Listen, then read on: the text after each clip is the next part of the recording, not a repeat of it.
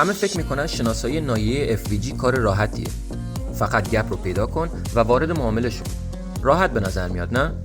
اما اینجا دقیقاً همون جاییه که تریدرها اشتباه میکنن. شناسایی گپ اصلا مهم نیست. مهم اتفاقیه که تو کندل سوم میفته.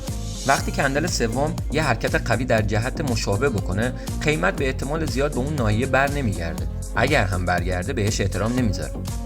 اگر کندل سوم یه شادو قوی در جهت مخالف زد، این ناحیه به هیچ عنوان قابل اعتماد نیست. قیمت به احتمال زیاد بهش احترام نمیذاره.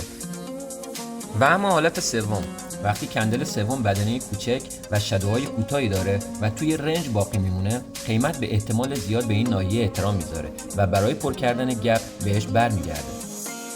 چارتتون رو با ترسیم نواحی بی‌ارزش شلوغ نکنید و بر روی دیتاهای مهم تمرکز کنید.